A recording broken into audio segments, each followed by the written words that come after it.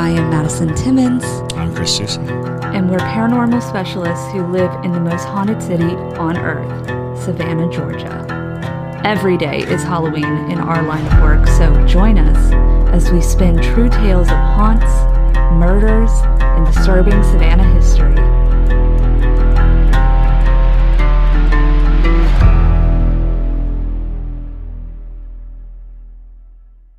I'm Madison. I'm Chris. And welcome to the most haunted city on earth. Hello, and welcome back to another episode of the most haunted city on earth. My name is Madison Timmons. I'm Chris Susie. And I'm JT Timmons. That was so creepy. Ooh, why? Why does it have to be creepy? He's like, hello, I'm JT. I'm JT.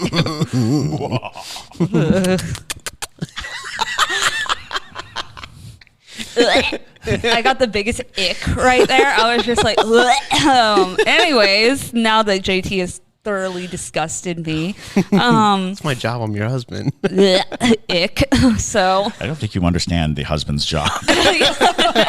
maybe we need to reevaluate this. But anyways, so we are going to be talking about probably one of the most haunted universities in the United States. The Savannah College of Art and Design, which is my alumni. JT went there for his master's degree. Chris did not go there, but he lives in Savannah, and it's practically Been around it forever. Yeah, it's the campus of SCAD with Savannah. So, absolutely. So we're going to talk about that. But first, we do have some patrons to thank. Yes. We have some new patrons to thank.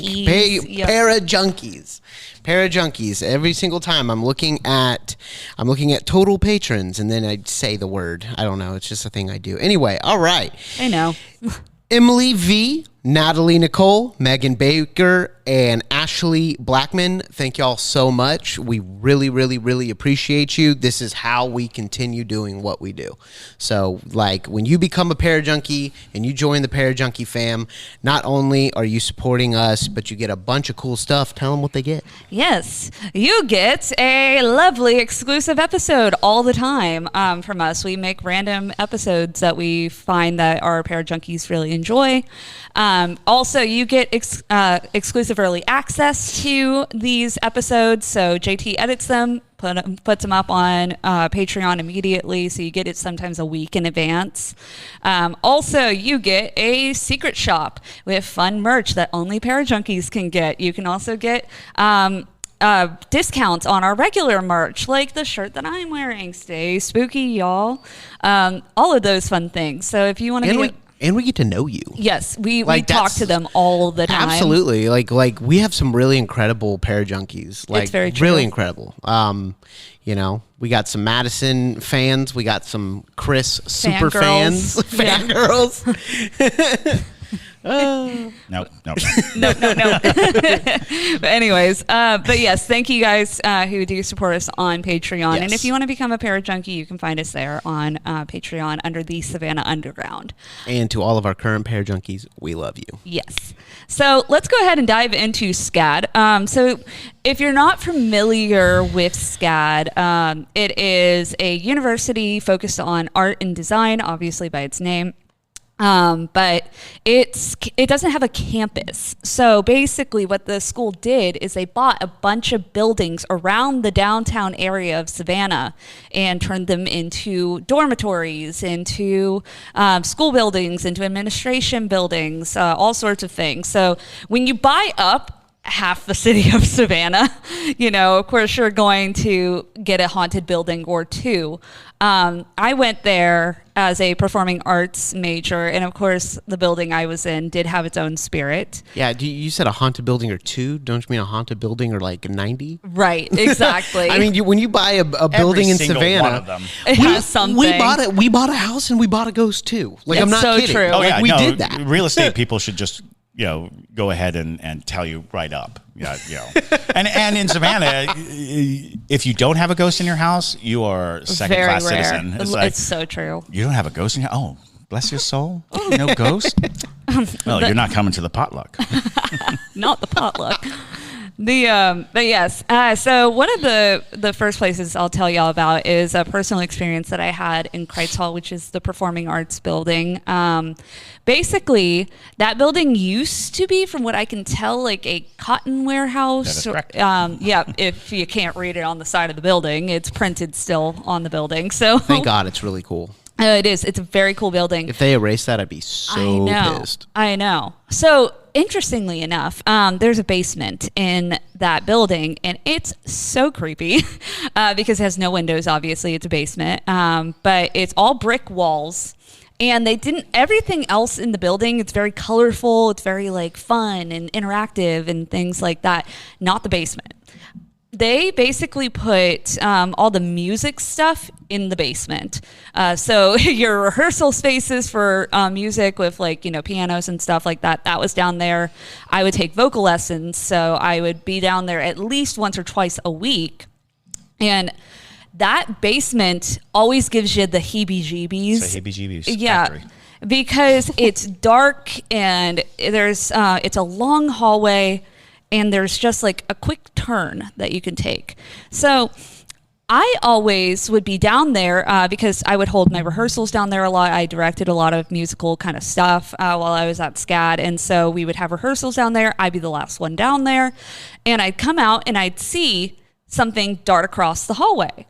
And I would see this every single time I was down there, and then I would hear a little, which is like pitter patter, you know, for those of you who couldn't hear that or aren't watching on YouTube. But basically, I'd hear the pitter patter, and then I'd see something run across like to that closed off area where the vending machines were. And I'm like, that's really weird. And so eventually I was like, is that a child? Because it looks like a child. And I'm like, who brought their kid down here? You know, and that's not to say that there aren't students who have kids and like, you know, I'm like, maybe somebody is in rehearsal and they weren't watching their kid and their kid found their way down here. But I'm like, it was every single night and it did the same exact thing. And so I would follow it. I'd see it run in that area. You either hit a wall or you go up through the stairway. And that door to go to the stairway is really loud. So I'm like, whoever it is must be down here, you know, in that little corner because I didn't hear the door open. I would have heard it. And I go over there and there's no one there. And then eventually I would just be like, okay, well, you know, it's probably just ghosts, whatever, you know, no big deal. But one day I'd be going to my voice lesson, which was on the opposite end of the hallway. And this time I would see it come from that crevice that I usually would watch it run off to, and it would start walking towards me while I was going down into my voice lesson. So I was like, okay. And I run into my voice teacher's room, and he's like, oh, you're early. Hello. And I was like, I'm sorry, there's a ghost in the hallway. And he's like, yeah, that's the little girl. She's just down here. She doesn't really do much. She just kind of runs up and down the hallway because he's like, he was just so used to it because he was just one of the dungeon music teachers. So One of the dungeon music teachers. so he was just, So my main question is you're never like you almost don't acknowledge ghosts like to a certain degree. You acknowledge them, but you're never like this is a very interesting story for me to hear because like, you know, we're driving and you're like a ghost and I'm like, what? Yeah. You know, do you see that ghost? You know, we're walking like, you see that? That's a spirit. And I'm like, I don't see anything. And you know, but this you've paid a lot of attention to it, and it sounds like at first you didn't recognize it as a ghost like you almost always do with dead things. Is there a reason for that? well, I was 19 when this happened, so I feel like my abilities weren't as clear as they are now. Okay, that makes sense. So, you know, it's a very different experience, and I think too, I had a hard time when I was like, you know, early on in college because I was not super comfortable being on my own in general. So I didn't want to acknowledge a ghost being in like a safe place, like a school. And I'm like, oh God, they're here too, you know, because I had already had experiences in my dorm room, which we'll talk about in a bit. But I was like, oh, the buildings should be fine. Yeah. No. And so, and I just thought it was weird that I saw it every single night, which made me pay attention to it more because I was down there every night. So I was like, it's weird that it's happening every single time. I'm the only one in here. Absolutely. So, and then I didn't like that it followed me. And then after that experience, it never tried to follow me again, but it would do the same thing, just like boop, boop, boop, boop, boop, run to the corner. What did it do? Boop, boop, boop, boop, boop, boop, boop. Okay. Yep. So I've heard the little girl story several times, and I've worked in Kreitz a lot over the years. Did you? Yeah. You've done everything. Yes. Well, He's a man of mystery, I swear to God. So one of the interesting things was identified as a little girl. People talk about it all the time. Hard to pin down why it was. But I had a friend, and it was like 2005, 2006, who relayed a story of being like the last one in the hall and coming out. And she was walking down the hall, not towards the elevator, but away from the elevator, walking down the hall, and something brushed the top of her head. She just felt it, and it was such a very distinct. She walked under something that was hanging, and so she looks up, and what she reported was a girl doing the dead man float, like in water, but above her, like just floating, and she the foot of the girl brushed the top of her head. And so I went looking, and it turns out that building at one point had a terrible flooding issue where when the rainy season came, the basement would literally fill with water. It still does. And without a real drainage situation, there was a period of time when it was a warehouse that the basement became kind of unusable for storing things. And the story that came from that was one of the child of the owners of the company or something of that nature would just play in the building. It was her playground, and she'd run all around. She'd have all this fun. But one day, one of these flash floods, and in Savannah, and in the 90s, it was very obvious. The flash flooding of Savannah was intense. About 3 o'clock every day in the summer, the rain would come, and you could not navigate Savannah. You couldn't drive through it. Sure. My sister lost a pickup truck. Like, she was driving No way, pickup it flooded? truck, and it flooded. It went under the water. And it died, and she could not get it to come back. Just Jinhee? Yeah. Oh, wow. And it was like, geez, the flooding was bad, but for as wet as it is in Savannah, it's kind of considered still a drought because there was a time when the rain would come, and from 3 to 5, you just did not travel. You just hunkered down and said, "I'm not going anywhere." But apparently, she was in the basement. The rains came, flooded the basement, and she drowned. Oh, wow. That's creepy. That the brushing of the top of the head, bro. I would have was lost like, my ever living mind, and so I feel like that's why she didn't do that to me. Well, and it was one of those things because most people see her running. Yeah, most people just catch her out of the corner of her eye and something like that. So, when she told me the story, I was just like, that doesn't, that's weird. It's strange. It's a weird flex. Mm-hmm. What a weird thing to, but fascinating. But it didn't go with any other story that I had. So when I went looking to see the history of the building, and mind you, I never found the girl. I never found a story of a girl dying. I never, it was just layers of, oh, interesting. This building used to have such a flooding problem that they had to take the bottom floor and basically make it useless because you can't keep your cotton where it's going to flood. So, they just sort of, and it used to be storage. And they were like, well, you're not going to store anything down there. Exactly. So there, I was thinking about moving on to the O House, but do you have something else to say? Oh, you look like you have something else to say about Kreitz. Oh, no, not about Kreitz. So I was actually going to move on to O House as move well. on in. Let's do it. Well, I was going to move on to O House, but I did want to say my dorm story before we talk about O House because so everybody, when you come to Savannah, everybody talks about O House, even if you didn't go to SCAD, because it's really well talked about on tours and things like that, because it's extremely haunted.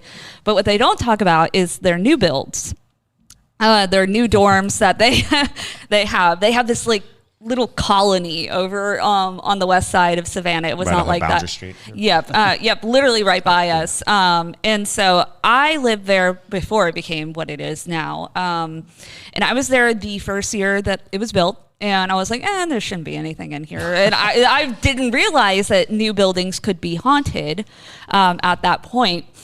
But I don't think it is from something that they built the building on. I think it's from something that my roommate brought in, because I had a very bizarre roommate. All classic good college stories start right there. Is this the one named after a state?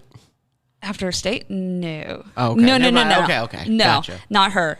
So basically the way the dorm... this roommate. Yes. I've heard about this roommate. I had a lot of them y'all. because for some reason this dorm didn't keep people long. It was very transient, very weird. That's not the point of the story though. Yeah, sorry. But the point being is that I had technically 3 roommates because it was 2 rooms, and it was like suite style. So we had a living room and 2 rooms, 2 people shared each room. So technically this was my suite mate, but I knew who 2 of my roommates were going to be because we had, decided before we got there that we were going to be roommates. But the third person that we were going to be roommates with, she decided last minute, she was like, hey, I found somebody else I want to live with, so I'm going to switch with somebody from their suite, and she's going to live with you guys. And we're like, okay, cool, whatever, that's fine. Had no idea who this person was, didn't know anything about her. And she... basically, she shows up, and I'll change her name for the context of the story just in case she watches this, but basically, we'll call her Rebecca. If Rebecca watches this show, can we have her as a guest? I highly doubt it because she left on very weird terms, so I highly doubt that she watches this. If you do watch it, Rebecca, please hit us up. So Rebecca basically moves in. And we, the 3 of us who knew each other, we were very excited to meet her. We were very welcoming. We were like, hey, so nice to meet you. I made her a little welcome gift basket. She didn't say a word to us the entire time. She kind of just sat in her room and just was putting up her Godzilla dolls and things like that. Oh, I like her. Yeah. Well, she was interesting, but I love Godzilla. Yeah, but she was putting up her Godzilla dolls and stuff. And we're like, okay, well, if you want to talk to us later, we'll be here. The first odd experience that I had was the first night that we were there. Basically, I was sitting in my room with the door open. I was doing my makeup, getting ready to go to dinner with my family. And she was the only other person in the suite. And very loudly off her laptop, she was playing a video of how to properly decapitate a chicken. And I was like... It's easy. Right. Why is that? Why do you have properly? No, I think she just wants to watch a chicken get decapitated. It's real simple to cut a chicken's head off. So that was the weird thing, though, is that that was the first odd thing. I was like, okay, she's into some different things. Cool, whatever. The next day, I walk into our bathroom, and she has a dead bat draining blood into our shower. She's draining the blood into our shower. And I was like, hey, Rebecca, totally fine if you have hobbies and whatnot, but can you not drain the blood in the shower? Because we only have one shower.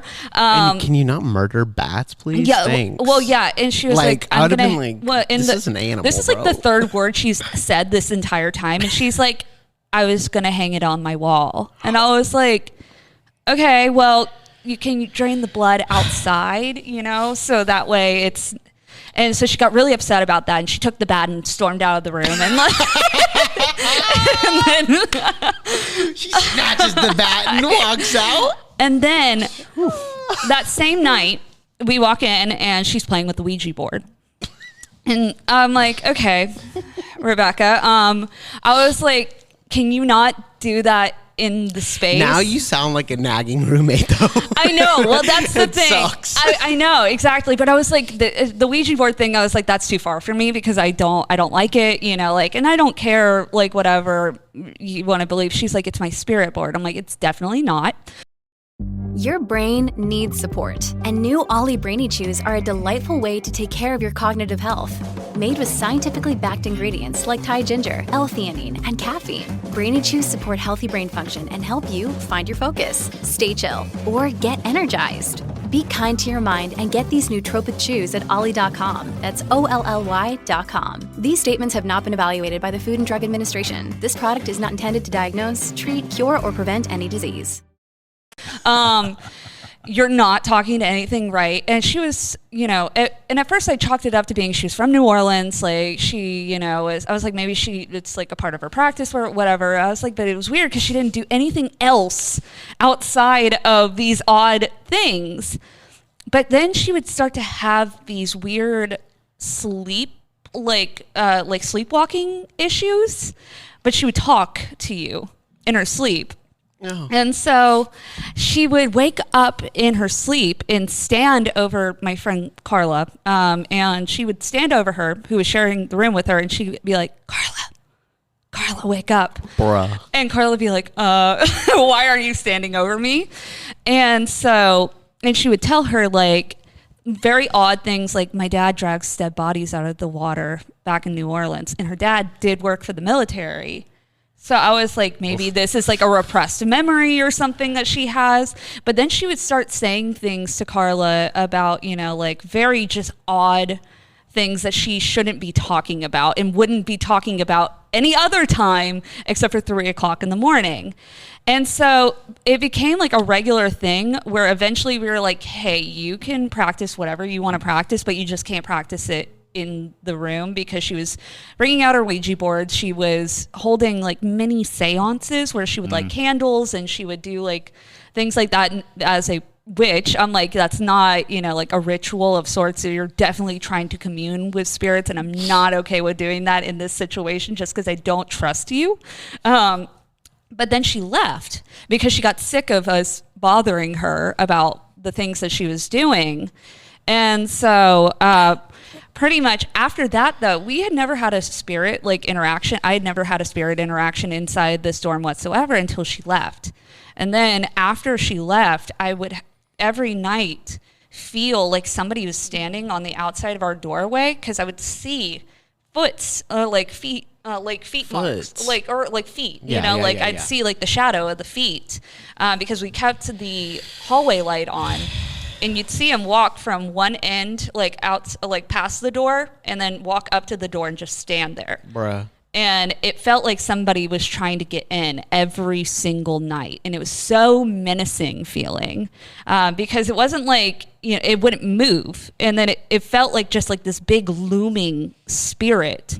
And then also she let something in. Yes, that's what I'm saying. It's boy. like, I believe like from all the stuff she was doing, and she might have done this on purpose because I really pissed her off with like the bat thing, but it's like I believe she definitely let something in, because there was no activity in that room whatsoever until she left. Wow. And it didn't go away. It's the don't feed the ghost issue. If somebody starts feeding a ghost, the ghost gets more and more powerful, but as long as you're feeding it, it's okay. If she stops feeding it, then the ghost becomes aggressive.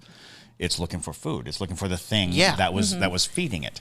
And that is just having people arrive without really knowing each other. The spiritual energy that follows you may have nothing to do with your personality. It may just be something attached to you. But if it has friction with other people, because you hear this a lot, like in dorms and in situations where you're forced to live with people that you don't really know, it can spark a lot of paranormal activity simply because there's friction between the spirits that you're carrying and the spirits that they're carrying. Another weird thing too, though, is I had like a protection thing that I had hanging on my wall, and it was very solidly put in there, and it was made of glass, so I wanted to make sure it wasn't gonna fall. And one day I walked into my room after like having like felt the energy of whatever has been standing in front of my doorway, and the amulet fell right off the wall, like with so much force. And so I was like, okay, that's great. And so I Like and after she left too, nobody could stay in that room. Like she probably messed that room up for everybody. Oh, I was sure. just about to say that. You just created a portal. Nobody stayed in that room for more than 6 weeks at a time. Gracious. It was a constant rotation of roommates. So this bat thing. Did she have a gun? Did she have a 22 to ping a bat?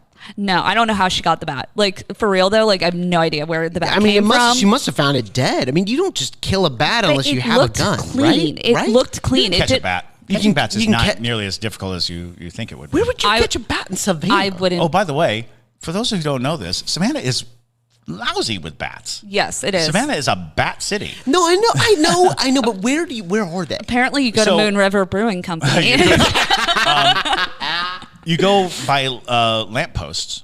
Because the bugs will come to the light, and you'll see them, and a lot of times you'll just think they're moths, but they're actually bats. Yeah. And what you do is you throw a small thing up. Yeah, like an aluminium foil. It'll Yep. chase it down, and as it gets close, you throw a towel on top of it. Yeah, gum. And then you take the towel and you just whack it. Yeah, it wasn't gory at all, though. It didn't look like. No, I would not. Yeah. I do not condone harming animals at all. She was especially fine not with it. That's the reason why mosquitoes aren't is as bad as they they're are. Literally here. saving our lives. Yes. Yeah. Thank you, bats. Seriously, and Wow, that is crazy, Maddie. it was just Such that a was my entry to bonkers. adulthood. So if you wonder, Welcome to the adult world. if you wonder why I am the way I am, that was a very shaping moment of my life. Wow. Man. Wow. Okay. But I definitely ruined something for all those kids that lived there afterwards. So, O House. Yeah, O House is notorious. This is the one. This is the first, and this is the ghost story I feel like everybody at SCAD knows. I mean, if you don't know it, you're not in. I'm just kidding. No, but seriously, it is a very, very common ghost story at SCAD. So I'm excited to tell the world about it, and because it's good. It's an interesting building in general because it's all open air. So it's kind of a motel. It is. It was a motel. Yeah, it was absolutely a motel. And they renovated it. So Ish. Yeah, that's a good point. That is a janky dorm. Yes, it is. But it's the weird thing about it is that every floor has its own ghost, and that's I think why people tell the story so much, because it almost gets worse as you go up.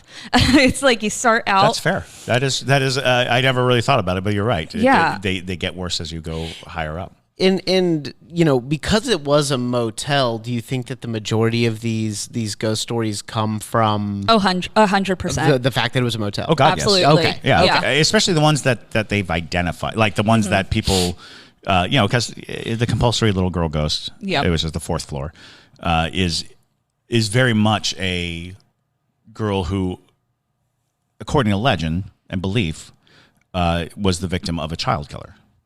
And who was picked out from the hotel, was literally picked up and killed, and the concept being she's looking for her family. She's trying to find that room, and there is a room that is specifically very haunted on the fourth floor with this presence.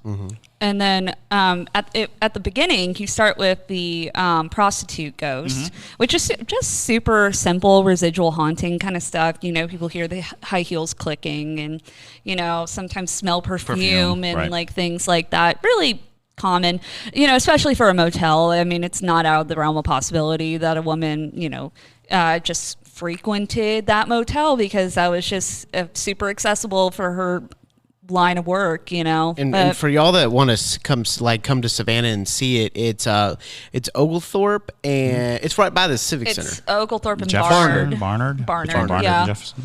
Between Barnard and Jefferson. That's exactly it. Yeah, you can't miss it. It's bright colors. Yeah. When I upload this to YouTube, I am going to, in the tags, I'm going to put SCAD new student orientation. So when people Google Good it, Lord. this comes up, and they can't stay there until their sophomore year, so they've got time to find out. To really hate it. Yeah. But basically, though, you start out with that, and she's like super simple, residual haunting sort of stuff. Then you move up to the spirit that I always wanted. I never lived at O House, but I did envy the people who had this spirit because I believe she might have been a spirit of a maid or like a very motherly kind of figure. But she oftentimes would tidy things up in people's rooms because there's like a really famous story of a student who, because SCAD stands for sleep comes after death. So basically students will stay up all night working on their projects because oftentimes you have very elaborate projects that you have very little time to complete. So this student was staying up all night working on something and fell asleep at their desk. And their desk was covered in art supplies and things like that. It was like super messy and whatnot. And when they woke up, everything was neatly ordered and put in little stacks and piles, like somebody had during the night organized it for them. And I was so jealous of that. I was like, wow, I want that, You know what? I don't know. You know what really strikes me about that story in particular is the fact that stories are spread usually when they're dark. We know that, right? Oh, yeah. When someone's dead, Absolutely. when something's standing in the corner or whispering to you from your bathroom. That is when stories are usually spread like wildfire. But I've heard this story, and it makes you think, like, if it isn't true, why would someone make up a story about a ghost that cleans your room? A lot of ghosts are mundane. So a lot mundane. of ghosts are very much just, present. And so, you don't hear those stories. No. They're there.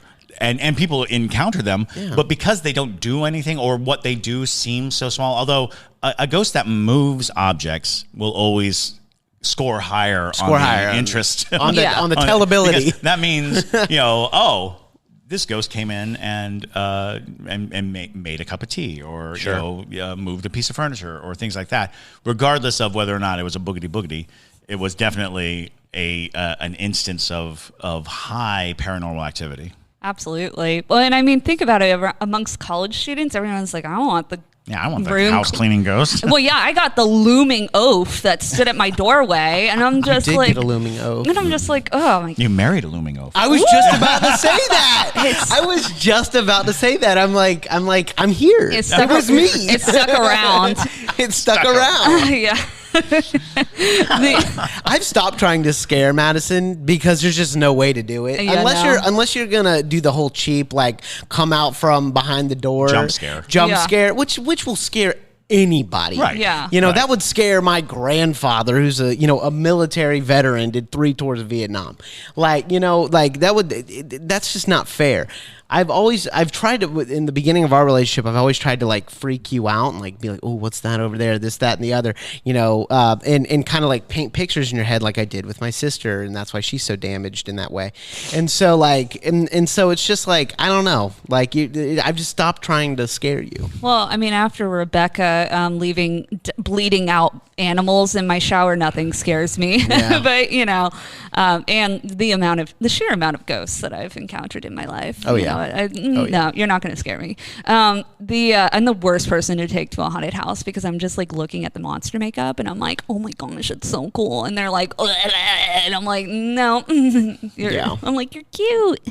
You're cute. But so O House. But yeah, O House though, and then you get up to where the serial killer, child killer is located, and that's where things really get rough for people because people have reported, being scratched, being bruised, and like there is that room, that dorm room that never seems to stay occupied because people tend to move out immediately because the occurrences are too intense for them.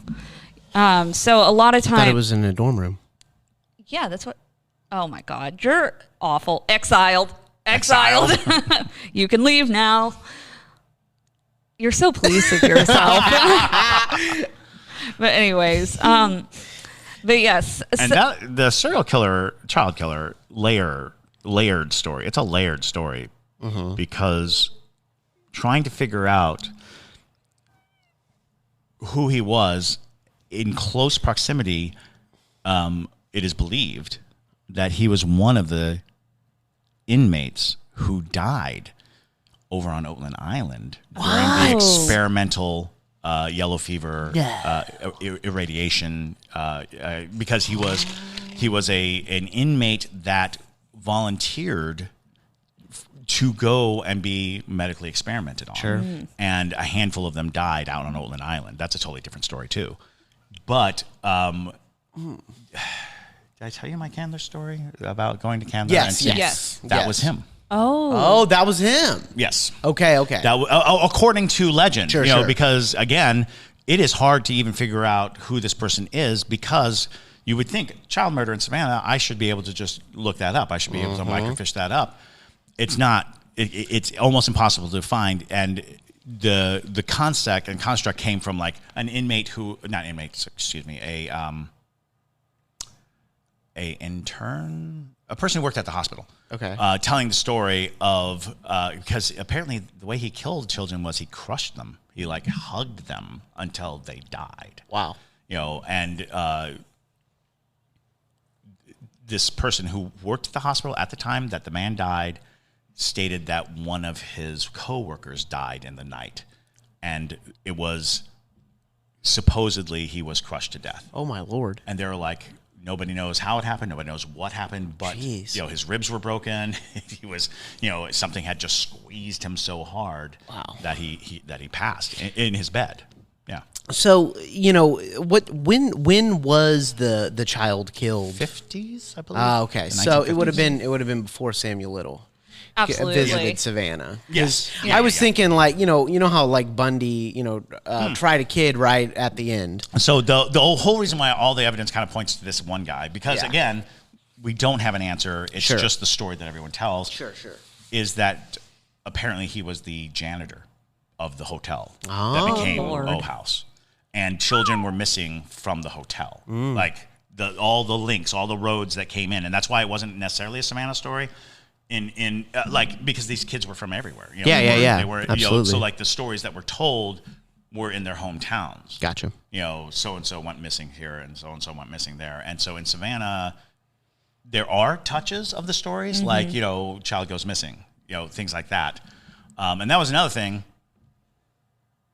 According to, again, these are so hard to validate, but according to legend, the children were never found.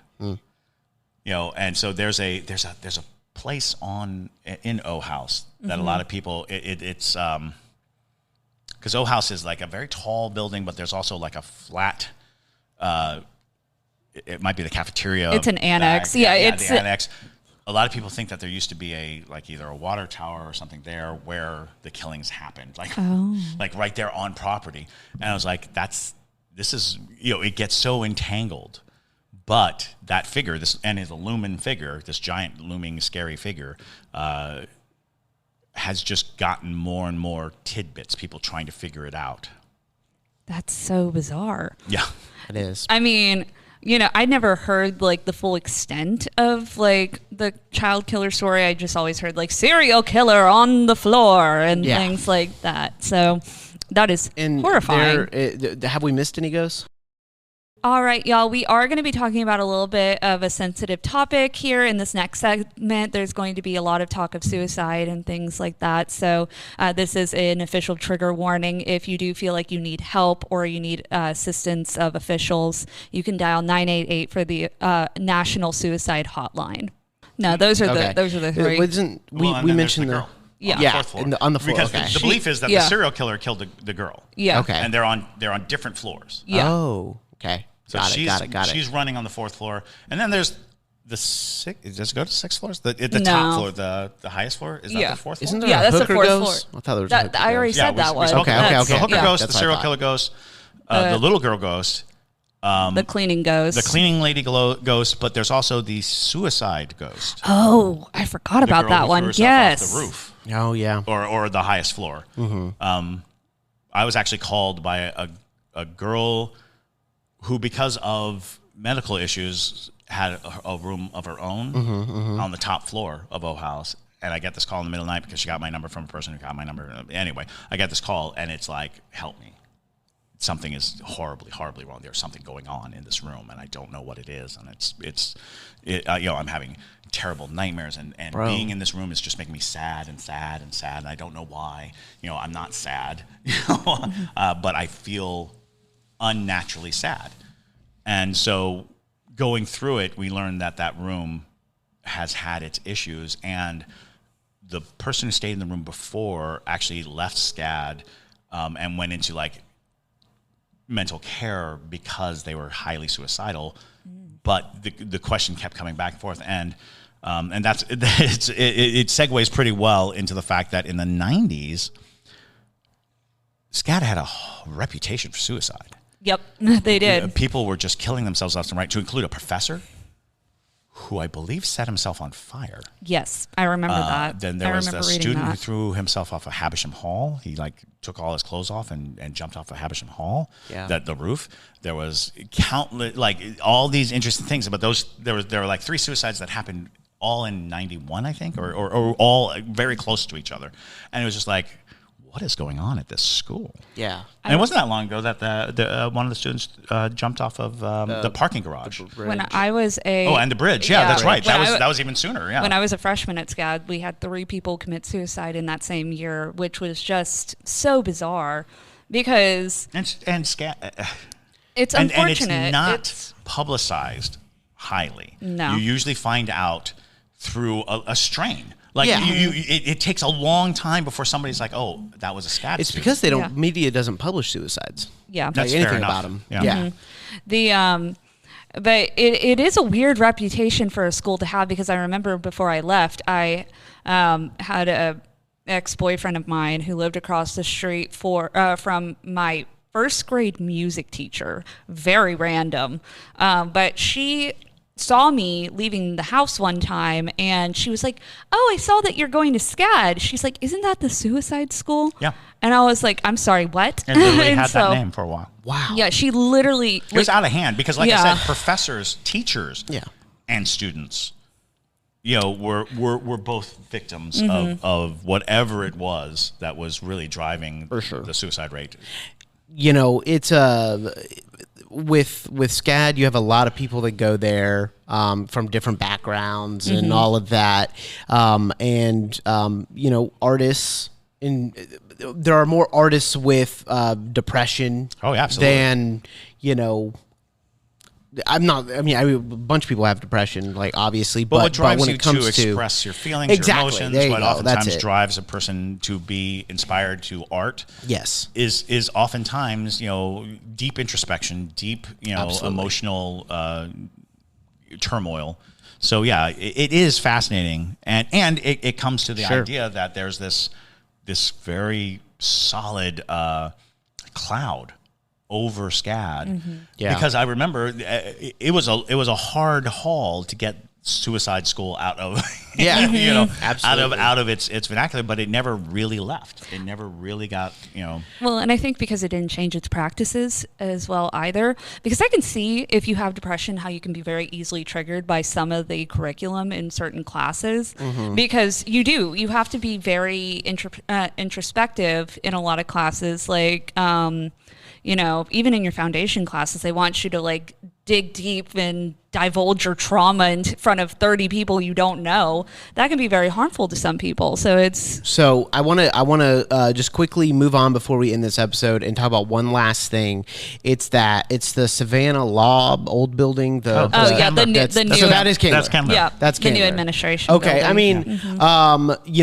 what are some? Is there any? It's super haunted. A building, my right? lord, it's super haunted. It was literally a hospital for 100 years, and then it was like a mental institution for another. It was a charter, mental institution. It was where the criminally insane were kept on a ward on the top floor. It was absolutely a place of deep death. It's where the morgue tunnel is, that we talked about, that goes into Forsyth. Yep. So you're looking at hospitals in general are places of suffering and death. And so every hospital has, you want some good ghost stories, talk to the overnight nurses, because there's a practicality to a place where people accept and understand and experience death, having lingering, it's also where people say goodbye. It's where people have their last moments of life with their loved ones. So, yeah, SCAD took over. A couple years ago. Yeah, a couple years ago. Candler was empty for decades. The hospital building itself was empty for decades. The last occupants were a mental institution, and after that closed, it was just this big, looming, empty, scary building. Yeah, it is. It's kind of just like an odd placement for it too, because like you go up this alleyway to get to the true front of the building, and so it feels weird and like kind of otherworldly when you're going down the alley and then you walk, you roll up to this massive, like historic building that just feels odd and intriguingly, that alley was severed for a while because it was actually the old retirement home was also the hospital. So there was, as it moved into modernity, the big gigantic. So when you're looking at the building, you've got this old 1800s building, and then this large looming apartment structure, but the apartment structure actually was a part of the hospital because it was the main hospital of Savannah. It had this very large, big campus. And now, and it was weird because it was facing, technically the front doors are facing nothing. It's like a parking lot that isn't really there. What I would love to know now is, because they made it the administration building after I left. So I would love to know now, because I did find out that they ripped a lot of the interior out of it, or the original interior, and they replaced it to make it, SCAD style. That's a very big thing, has to be on brand. And so it makes me wonder if that didn't stir things up as well, because they messed with the original interior. Yeah, because that happens a lot when you do that in Savannah. I was so close to going to law school because they opened a law school in that building. I was so close. So I was like, I need to go to law school just so I can be in the building. Yeah, but. So if you are a current SCAD student and you know anything about any occurrences that have happened after they did the renovations and things like that, I would love to hear your stories, because I've not heard much from many SCAD students as of that point. So yeah, no, absolutely. Share with us your ghost stories. We love hearing ghost stories as much as we love telling them. Absolutely. But thank you guys for listening to this episode. It's been fun to go down memory lane and divulge some of my trauma for you. But I hope you guys enjoyed. If you don't already follow us on social media, you can follow us on TikTok under Haunted City Podcasts, on Instagram under The Most Haunted City on Earth. You can find us on Patreon and become a parajunkie under the Savannah Underground. And then, of course, you can get merch on hauntedcitypodcast.com. But with that, my name is Madison Timmons. I'm Chris Susi. And stay spooky, y'all.